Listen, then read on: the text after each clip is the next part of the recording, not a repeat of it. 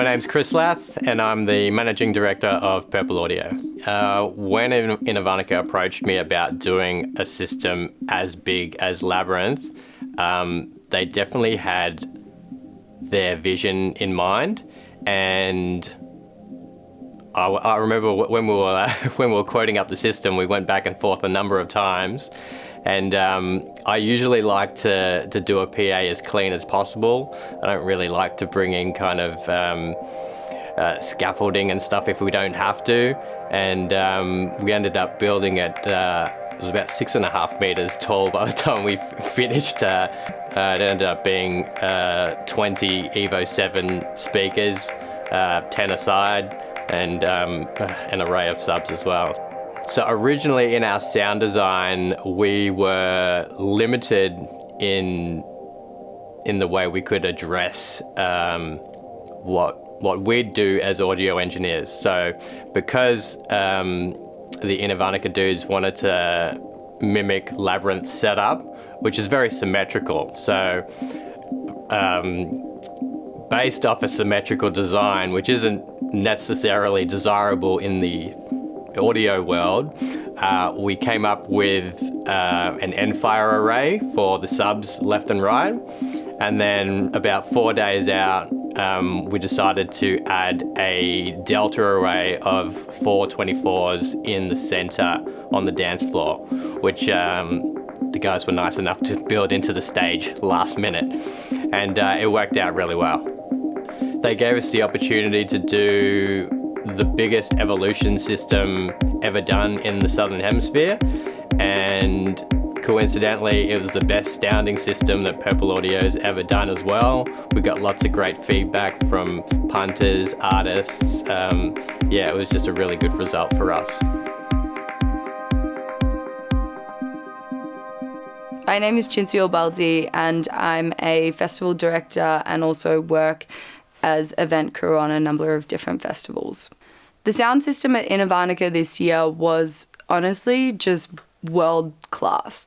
And I think that was just the comment across the board, was that, in the scheme of Australian music festivals and the setups that everyone's seen, you got there and everyone was just blown away. Not only because the stack, it was mammoth. It was actually really just impressive to look at. But the sound quality was so crisp and just well balanced everywhere that you were standing. It was catering to you personally. It sounded like you were in the right position to have the best experience. Inner Varnika as a music festival itself feels like it really is put on for the people who care about music and sound, and I feel like Purple Audio was the right people for that job, because that's exactly what they do. And I feel like when someone is passionate about something, it makes you passionate about something.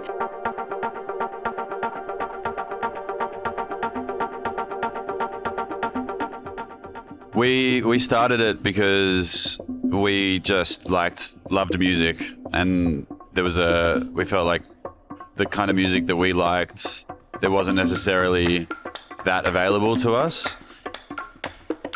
We also traveled to a couple of different festivals around the world and got quite inspired by them. But the music is everything for us, and we're we're not a lifestyle festival, we're not an arts festival, we're a music festival, and that's why we started it.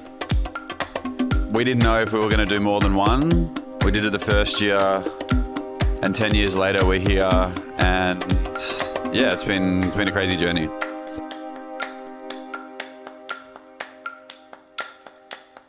My name is David Michelizzi, and I'm a sound engineer and systems designer at Purple Audio. The Inner Varnika build was really fun, but really challenging. We had about 3 days to set up and 1 day to pack down, and the first day most of it was spent with shovels in hand, excavating the left scaffold tower just to get it to the right height as the right one. They were differentiating in height about 1 meter. Getting the stacks up themselves was pretty challenging for the first part, mainly just because The scaffold tower was only about 200 millimeters wider than the speakers, the subs themselves. So it took a fair bit of jiggling to be able to get them into place, but once we got the first one up, the second one came up very easily. Cabling wise, there was, definitely a mountain of cables and a lot of organising at our back of house area. Hi, my name is Emily. I am a DJ and producer. I have been doing it for over 10 years now, and I focus mostly within the cinematic ambient genre. So actually a few weeks before Inner Varnika, I called Chris. We know each other from way back because we both worked in the pro audio industry together. I actually wanted to call him up to do some work for me, and when we got to talking, he let me know that he was actually going to be doing the sound for Inner Varnika, which I just so happened to have tickets for. So it was a really great sneak peek into, his experience and what he's currently up to in the music world, and it did not disappoint. At Inner Varnika, it's obviously an amphitheatre, so you have this amazing circular formation, and it sort of goes up this amazing hill, and within this hill is this really rocky terrain, so you obviously have quite a crazy landscape to deal with sonically, and that was actually some of the best listening experience that I had at the festival. When I'd seek refuge from the rain or the wind, I found a bunch of nooks and crannies up there where I could go and sit down, and I found the sound to be really amazing. It was sort of the best time for me to figure out and really realize what that sound system had to offer. The vision I've had with Purple Audio since it started has been I wanted to give the audience a better experience. What they deserve, really, in my opinion, is that music is something that can change people, especially within a festival environment that can just really change people's outlook on life, enjoying an experience. I think Funktion-One has been a real turning point in delivering really clean audio. Some of the first gigs I did with genres I'd never heard of before, I was hearing stuff that you'd never really even hear in a sound system before. It was really quite transformative, and it really took you to a different place while listening to music. And I think that's really important for the festival scene. You want to be changed, and you want to experience something that's true.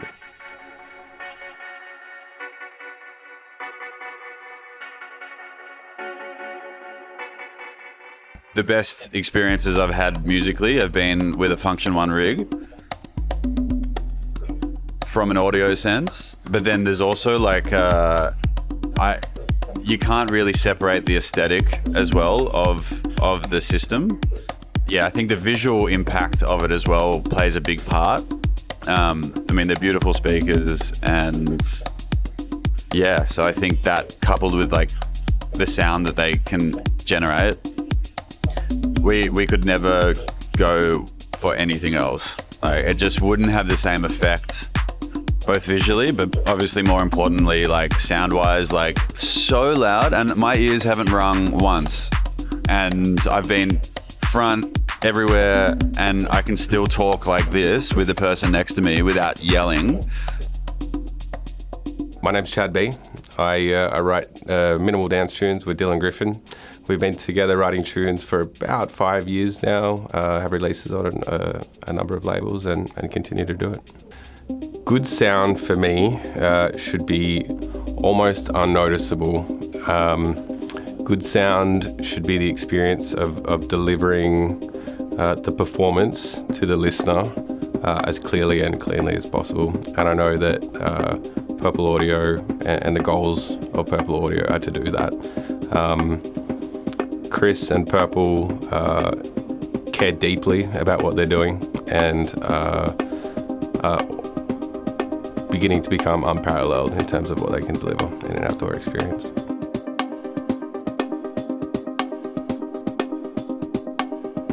I'm really proud of our current team. It's grown a lot over the last 4 or 5 years, It used to be just myself to begin with, and then one other, and now we're up to 7 people. I enjoy working with the Purple Audio team mainly because I've carefully selected each person that works with me. Everyone's got their job. Everyone knows what they're supposed to do in their specific area of expertise. And the main reason is I really want good people around me. I need a good vibe in my working environment, as is very important for work morale. And this is why we excel as a team and why we get rebooked as well, because we are hopefully a pleasure to work with. I have worked with Purple Audio since the first thing that I did in 2019, which was honestly something that I couldn't even believe Chris wanted to be a part of or took on. And I think that's a nice thing, is that they care about everyone from the little people to the people doing the biggest parties. And I think that, you know, you never know who's going to end up where, and that's something that's really important. Something that, you know, it was when I heard that Purple Audio was doing this year of Inner Varnika, I was really happy for them, because I think it's really nice to see people who have the right intentions, you know, getting the big things, and that's how it should be. And I think in this industry, it's, you know, constantly about figuring out who's there for the right reasons and trying to get the best team around you. And having worked with them on, you know, small and big projects, it's something that you instantly know when you're working with that crew. And there's, in terms of audio and sound in Australia, there's not a lot of people who, you know, are creating a really good work environment and really, yeah, just they care about what they do. And I think that's something that I really thought about after this year at Innovonica. Like, looking at all the contractors, everyone's working really hard, but I actually came away with it thinking the sound guys are working really hard. When I saw them, you know, first people up in the morning, last people, you know, packing up trucks at night, they're rigging, they're doing labor-intensive stuff, and they're behind the scenes, they're fixing, you know, anything that might be going wrong. They're literally running to do their job, but it's also not, you know, there's a sense of urgency, but it's also just happening so with ease. It's all happening with ease. And yeah, I just took a moment and actually thought, fuck, these guys across the board are probably working the hardest, and it's really impressive. We've known Chris. We've known Chris for probably like 6-7 years, working with another company, and this is the first year that Chris has run the show, and it has been a completely different feeling back here, backstage. You know, we had a 20-minute power outage last night because our generator fucked up. There was like no stress. It's like people just had to do what they did, and nobody was yelling at each other, and everyone was just working together and understanding that after 40 mils of rain, like, where, like, you know, there's some things that can go wrong. Again, that common kind of like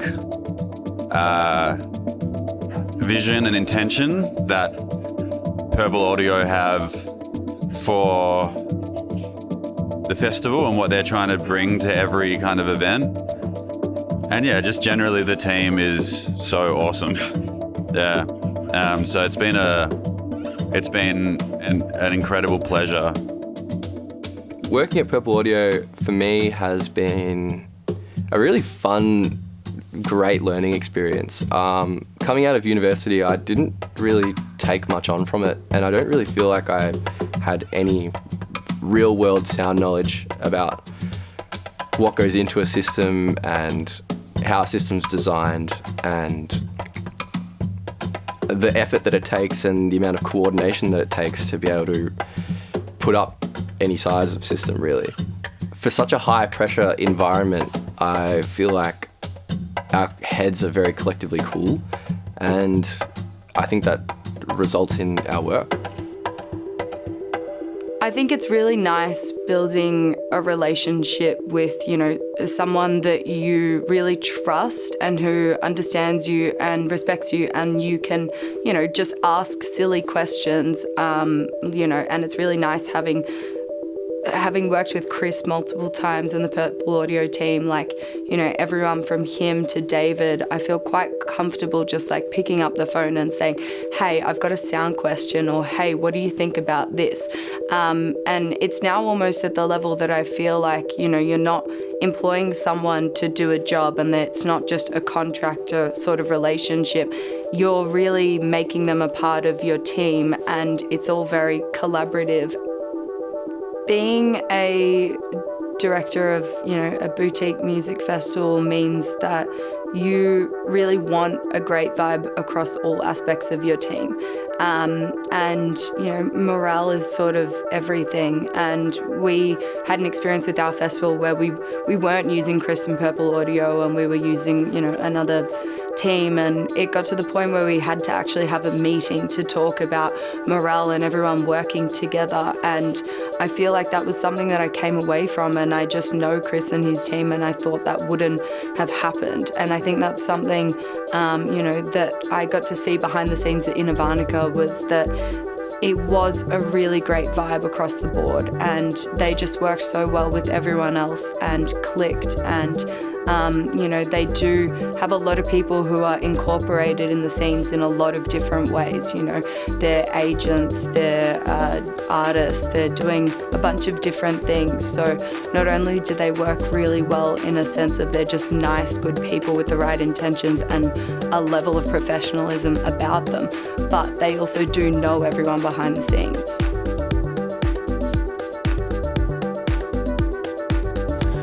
Chris is easily one of the most friendly but professional characters that I've come across in the industry. I know that his love for sound and the amount that he cares about the experience for the listener is at such a high level that I haven't personally come across anyone with so much dedication to what they do as Chris.